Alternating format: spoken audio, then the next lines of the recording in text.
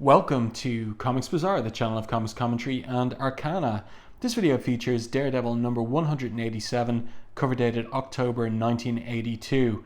Now this is a very eye-catching cover because of the smallness of the central image of Daredevil there, bent over and begging for it to stop it please. In the previous issue, he's begun to have problems once again with his hypersenses, and so we infer this has something to do with what we're looking at here on the cover image. All of the background in white, it really would jump off the shelves, whether in a comics shop or a newsagent's way back in 1982. And the drawing is by Frank Miller, inked by Klaus Janson. Let's open this one up to the splash page. And we do get a splash page, and it's a dramatic one of Daredevil, and he is overwhelmed by the volume of noise around him coming from the street. And it's a big problem, this situation that he's found himself in once again in the previous issue. So let's see, turn the page again, and we get a double page spread here. And the title of the story is Overkill, and the creative credits Frank Miller, credited as writer and storyteller. What that means is that Miller is providing the layouts, thumbnails in thumbnail form probably, to Klaus Janson, who was penciling up the drawings, the backgrounds, everything like that. But Miller is in charge of the visual storytelling here with layouts in thumbnail. Janson also the inker and colorist, so you're getting a real unity of artistic vision from Janson because of his control over those elements of the visuals, including the screen tone there in the background conveying the darkness of the night. Really nice atmosphere evoked in this double page half spread. Really like the detail and the spotting of blacks on the buildings, the sides of the buildings, the smoke emerging from the smokestack there, and the water towers as well, the wooden water towers. Really evokes kind of the dark and griminess of a certain neighborhood of Manhattan. So Daredevil is overwhelmed by the street noises. They're so loud, he's falling. He is unable to orient himself by virtue of his normal hypersenses because of the overwhelming nature of the noise. So he falls off this clothesline here into the trash, and he thinks to himself, better get serious. I could have died up there. Hearing went haywire for the third time this week. And here comes that headache again, worse this time. What's happening to me? Is it the radiation I absorbed a week ago? Maybe it was the same type of isotope that gave me my hypersenses in the first place. That would explain it. Explain it, sure, but knowing doesn't help, and help is what I need. A doctor? No, too risky, might endanger my secret identity. No, there's only one man who can help me. Let's turn the page and see who that is. Well, we're going to have to wait. So we get an inset scene of these ninjas here. They're at the city morgue, and they are there to find a very particular heavy body, but they're observed by the Black Widow, the Black Widow. And so they fight using their shuriken, their throwing stars. And look at this now for the next couple of pages. We get Miller's layouts here and indications for the fight choreography in those layouts, but the penciling is penciling and colouring by Klaus Janson, and an interesting choice of his to go with all silhouettes, a little bit of screen tone there on the details of Natasha's costume, and that red background with the little yellow highlights for force lines and impacts. It's very good stuff. It's very visually arresting, and also that red background conveys the violence of the action going on here. So one of them throws these throwing stars on the ground, and these spikes on the ground as they carry away the corpse, and Natasha runs into them and falls over, and she says to herself, the ninja used foot spikes on me, got away with a body from the morgue. She's calling in to Nick Fury, as it turns out, And he wants to know from her, well, why are they taking a body from the morgue? Beats me, she says, but I've knocked out 3 of them who could be persuaded to talk. Scratch that last remark, Nick. They seem to be dissolving. So now we know that these are hand ninja. One other thing, Nick, I think I may have been poisoned, and she drops to the ground.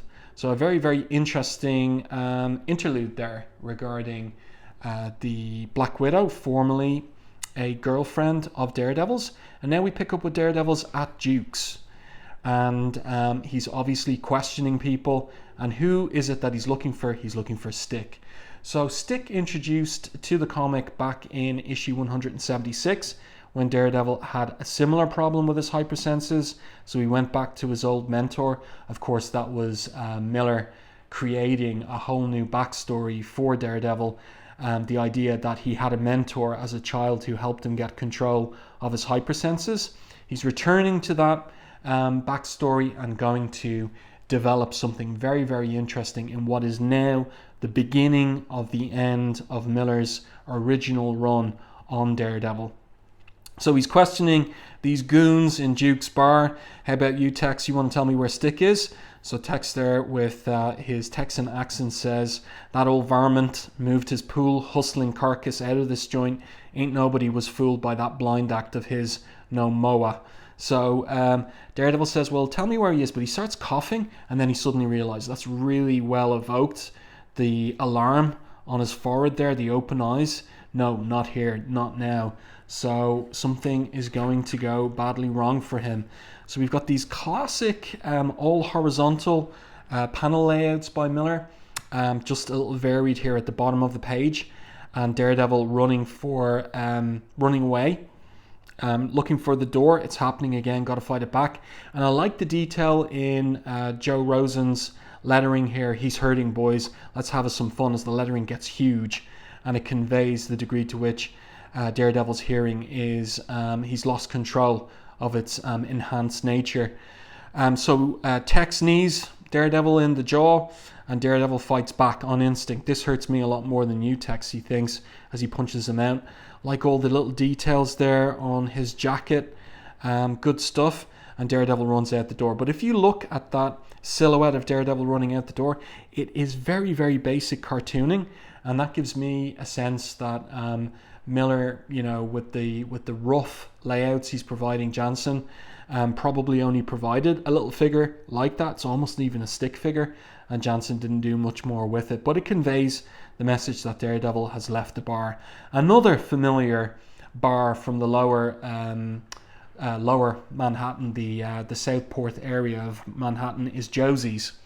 And we've often seen that window get smashed. And outside of Josie's, we've got Hand Ninja, and right in the middle, looking in the window of Josie's with his stick is, well, it's Stick. And we get a nice little close-up on him there. Despite what the text said, Stick is truly blind, just like Matt. So this Hand Ninja's about to shoot an arrow and Stick's back. And look at that. Look at the reaction. Stick moves and catches the arrow on the end of his stick, and then swings the stick around, loosing the arrow into the stomach of this lead ninja with his sword drawn. So really, really nice storytelling on this particular page. Let's continue.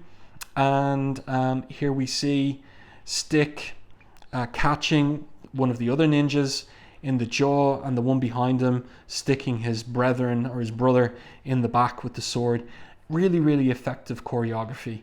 And of course, that's all down to Miller's thumbnails. So Stick has dispatched the 3 hand ninjas, and as is their practice, they dissolve.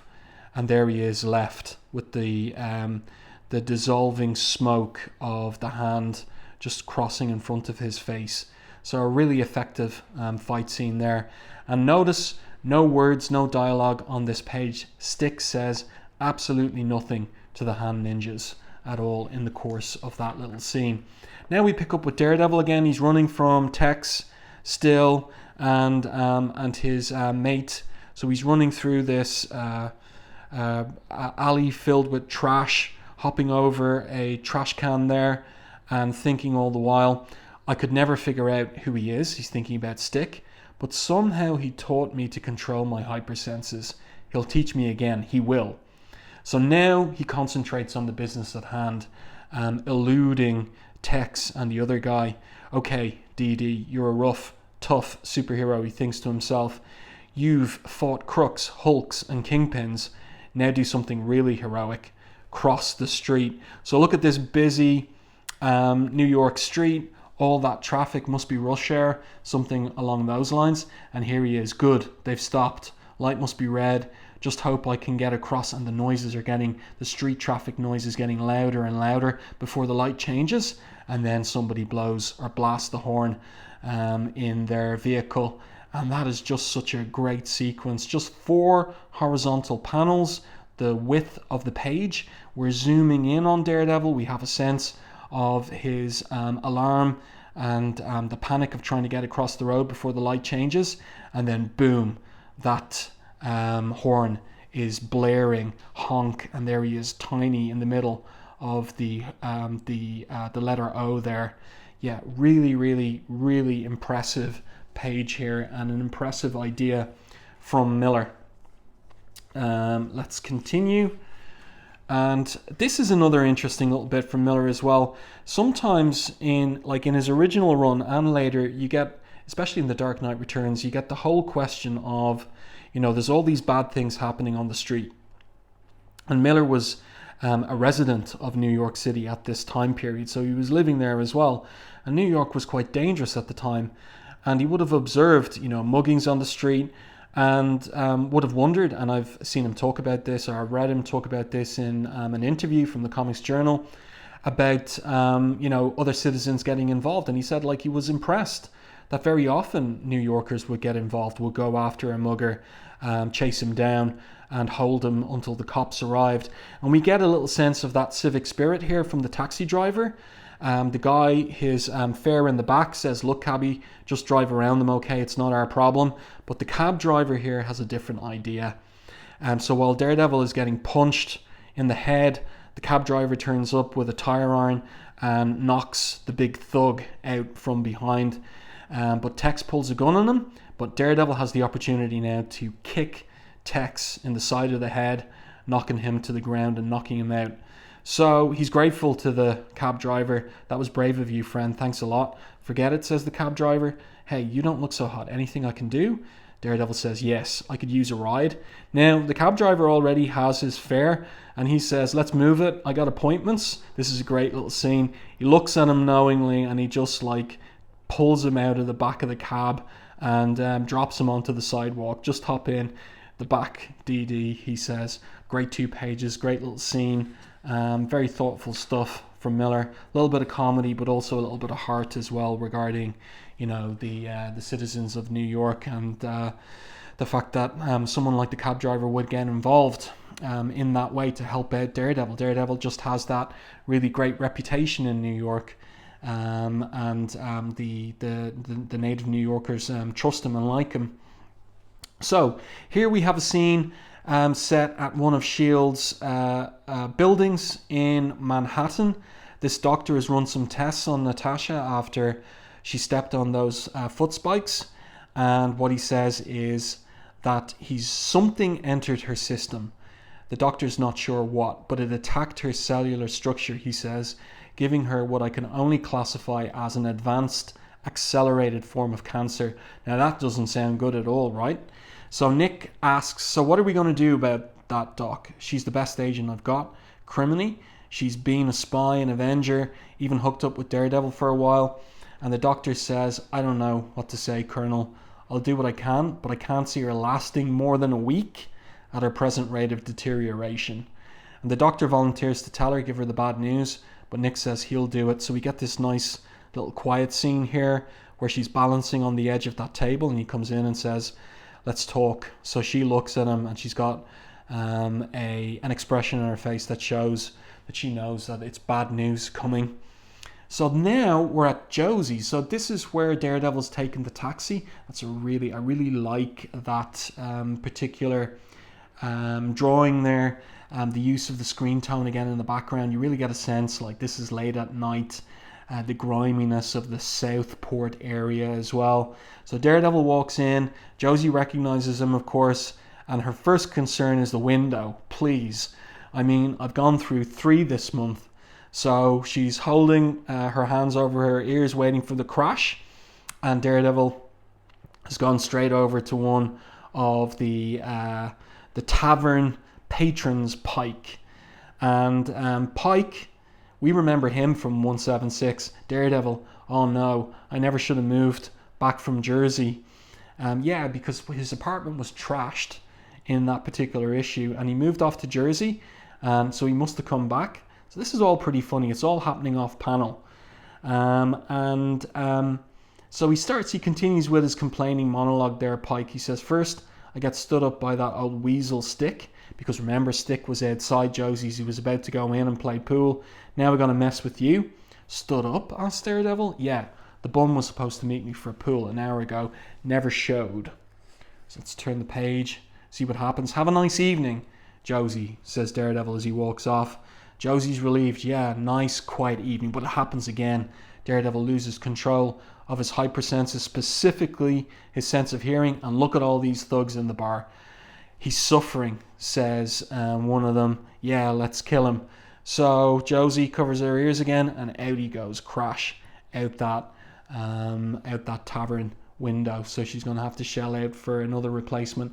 I wonder, can she get any insurance on that window at all anymore? And then the scene switches back to Matt Murdock's, actually, his brownstone apartment. And this is really interesting. This is another fresh idea of Miller's. So he had Daredevil think to himself earlier in the issue that he never really knew the full backstory about Stick, and now we're going to get it filled in here somewhat by Miller, and so intriguingly as well. So Stick is there in Matt's apartment, and there are 3 ninja with him in silhouette, in deep dark silhouette, so we can't see the details of them, but we know that they're armed, and they're in telepathic communication with Stick. Nobody's talking. You called, we came, says one of them, but why must we meet here, Stick? And Stick, and one of the other ones says, Stick says telepathically in response, this place belongs to Matt Murdock, also known as Daredevil, and we need his help. We need no one. We are... And Stick responds, we're in trouble. I called a meeting of the 7. Only we 4 made it here. We gotta figure the rest of us are dead, which means the Hand is finally trying to destroy us. So now we have this sense of there being a conflict between the Hand on the one hand, I didn't intend for that phrasing, and this other group, the 7, of which Stick is a member. Really, really intriguing. So one of them thinks in response, agreed. Recently I was attacked by 4 of their genin. And Stick says same here. Well, he was attacked by 3 earlier. But this Daredevil, I've studied him and found him angry, undisciplined. And Stick responds, yeah, but he's smart and quick and brave. He's not one of us, thinks another one. And Stick responds, so they're all in this mind meld. No, he ain't, but he could be in time. Time we ain't got. So there's an implication there that Stick became Matt Murdock's mentor, with a long-term project whereby he might have been invited to join this brotherhood of ninja or samurai or whatever it is that they are, this order of warriors. Someone's coming. He thinks it's him, but he's hurt. And I like the way that that Miller indicates, that Stick's head should turn 3/4 profile. So we go from full profile to 3/4 to a close-up there, and the spotting of blacks is so good. Let's turn the page. So it's Daredevil. He's arrived home. He's gotten away from Pike and the others at Josie's, but he just tumbles to the floor immediately, recognizes that Stick's there, and asks for help. And it looks like he's badly beat up too. And then we see whom it was that the Hand Ninja took from the city morgue. It's Kirigi. So we haven't seen him in a while either. And the last we saw of him, his head was cut off by Elektra. So his corpse is being brought here, and it's some kind of abandoned church, and there is an occult ritual being performed. So the master of ceremony says, "My brothers, it's time. Let your life's blood flow to him. He was our greatest warrior, and he shall serve the hand again in this our most holy battle. My brothers, let your very souls be his." So these ninja around, it looks like there's 5 of them, give their, or is it, no, there's 4 of them, give their life's blood in order to what? Resurrect Kirigi. So let's see how this goes. Trying to get past the advertisements here. Last page. Yeah, so it's obviously time passes. We see that telltale smoke rising from the bodies of the hand, indicating that they're dead and their corpses are dissolving. Really nice effect there of the light coming in, the stained glass windows of the church. Some amount of time is passing, and then perhaps it's morning now. We see this silhouette cast on the wall behind the occult priest, and the silhouette rising up. That's so well done. And then Kirigi, he's back to life. He's resurrected. Welcome back, Kirigi. There are many you must kill. Next, the Widow's Bite. So like I said, we're into the last story arc of Miller's original run that goes all the way to the double-sized issue 190. And then there is that epilogue, that final issue 191, where Daredevil goes to visit Bullseye in the hospital. So the letters page here concerns issue 184 of Daredevil. It's the crossover with Punisher. Next issue, things get worse. So I do hope that you enjoyed this review and commentary on Daredevil 187. Let me know your thoughts on this in the comment section to the video. If you enjoyed my review, please like the video on YouTube and consider sharing it too. Really helps the channel. If you haven't done so already, subscribe to the channel and stay tuned for more content like this.